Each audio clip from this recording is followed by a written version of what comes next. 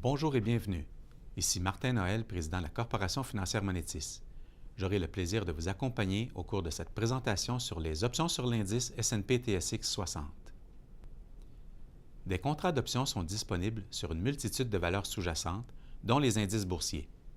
Au Canada, la Bourse de Montréal offre aux investisseurs la possibilité de négocier les options SXO, qui sont des contrats d'options portant sur l'indice S&P/TSX 60.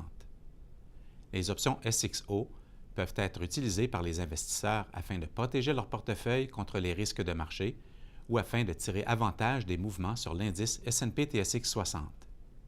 Veuillez prendre note que ces stratégies font l'objet de vidéos spécifiques et qu'elles sont disponibles dans notre section vidéo. Les caractéristiques des options SXO sont identiques à celles des options sur actions. Des options d'achat et de vente sont disponibles, de même que plusieurs prix de levée et échéances. Le choix des options par les investisseurs dépend de leurs objectifs respectifs. La prime des options sur indice est influencée par les mêmes variables que les options sur actions, c'est-à-dire le prix de la valeur sous-jacente, le prix de levée de l'option, le temps à courir jusqu'à l'échéance, la volatilité de la valeur sous-jacente et le taux d'intérêt sans risque. Bien que les options sur actions et les options sur indice partagent plusieurs caractéristiques communes, il existe plusieurs différences. La première différence importante entre les options sur actions et les options SXO est la taille du contrat. En effet, la taille d'un contrat d'options sur actions est de 100 actions, alors que la taille d'un contrat d'options SXO est déterminée par un multiplicateur de 10 $ canadiens par point d'indice. Une autre différence importante entre les options sur actions et les options SXO se situe au niveau du style d'exercice.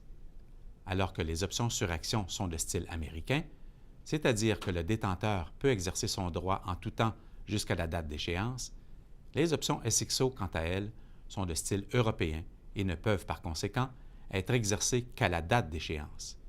Rappelons que, tout comme pour les options sur actions, les options sur indice peuvent être achetées et revendues en tout temps jusqu'à l'échéance afin de réaliser un profit ou de limiter une perte. Dans le cas où un contrat d'option est en jeu à l'échéance, le règlement des options SXO s'effectue par un règlement en espèces, contrairement aux options sur actions qui sont réglées par la livraison physique des actions. Il est important de prendre note que le prix de règlement final se fait au cours d'ouverture officielle de l'indice le jour d'échéance. Par conséquent, la négociation se termine le jour ouvrable précédant le jour d'échéance, qui est le troisième vendredi du mois d'échéance. Le règlement des options sur actions, quant à elles, se fait au prix de clôture le jour d'échéance. Comme pour les options sur actions, les primes des options SXO sont disponibles par le biais de chaînes d'options offertes par les diffuseurs de cotations boursières. La valeur totale d'un contrat d'options SXO est obtenue en multipliant la prime de l'option par le multiplicateur de 10 $ canadiens par point d'indice. Ensuite, on multiplie le résultat par le nombre de contrats de la position pour connaître le coût total. Voici quelques exemples. Un investisseur souhaite acheter un contrat d'option d'achat échéant en juillet et ayant un prix de levée de 675. Puisqu'il achète un contrat, l'investisseur prendra le cours vendeur de 11,60 pour déterminer la prime à payer et il le multipliera par 10. Le coût total pour acheter un contrat sera donc de 116 $. Dans le cas où l'investisseur souhaite plutôt vendre deux contrats d'options d'achat échéants en août et ayant un prix de levée de 670, l'investisseur prendra alors le cours acheteur de 19,95 pour déterminer la prime à recevoir et il le multipliera par 10. Le résultat sera ensuite multiplié par 2 pour refléter le nombre de contrats que l'investisseur désire vendre. La prime totale que recevra l'investisseur sera alors de 399 $. Les mêmes opérations seront effectuées pour la négociation des options de vente. Il est important de prendre note qu'un investisseur qui souhaite acheter des options prendra le cours vendeur de l'option, alors que le cours acheteur sera choisi pour la vente d'une option. À l'échéance, le règlement final d'une option d'achat en jeu s'effectue en prenant la différence entre la valeur de l'indice S&P/TSX 60 et le prix de levée. Par exemple, à l'échéance, en prenant une valeur de 690 comme prix d'ouverture officiel pour l'indice S&P/TSX 60 et un prix de levée de 680 pour une option d'achat, on obtient une valeur de règlement de 10 points d'indice, soit la valeur de l'indice de 690 moins le prix de levée de 680. Veuillez prendre note qu'une option hors jeu viendra à échéance sans valeur et que la perte de l'investisseur sera limitée à la prime payée pour acheter les options.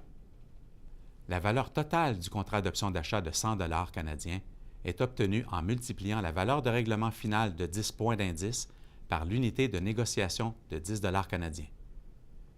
Une somme de 100 $ canadiens sera alors créditée au compte du détenteur des options d'achat, alors que le signataire des options verra son compte être débité du même montant. Veuillez prendre note qu'un investisseur qui ne revend pas une option en jeu avant l'échéance verra son option être automatiquement exercée et qu'une somme en espèces sera créditée dans son compte. À l'échéance, le règlement final d'une option de vente en jeu s'effectue en prenant la différence entre le prix de levée et la valeur de l'indice S&P/TSX 60. Par exemple, à l'échéance, en prenant une valeur de règlement final de 665 pour l'indice S&P/TSX 60 et un prix de levée de 680 pour l'option de vente, on obtient une valeur de règlement de 15 points d'indice, soit le prix de levée de 680 moins la valeur de l'indice de 665. Veuillez prendre note qu'une option hors jeu viendra à échéance sans valeur et que la perte de l'investisseur sera limitée à la prime payée pour acheter les options. La valeur totale du contrat d'option de vente de 150 $ est obtenue en multipliant la valeur de règlement finale de 15 points d'indice par l'unité de négociation de 10 $. Une somme de 150 $ canadiens sera alors créditée au compte du détenteur des options de vente, alors que le signataire des options de vente verra son compte être débité du même montant. Encore une fois, veuillez prendre note qu'un investisseur qui ne revend pas une option en jeu avant l'échéance verra son option être automatiquement exercée et qu'une somme en espèces sera créditée dans son compte.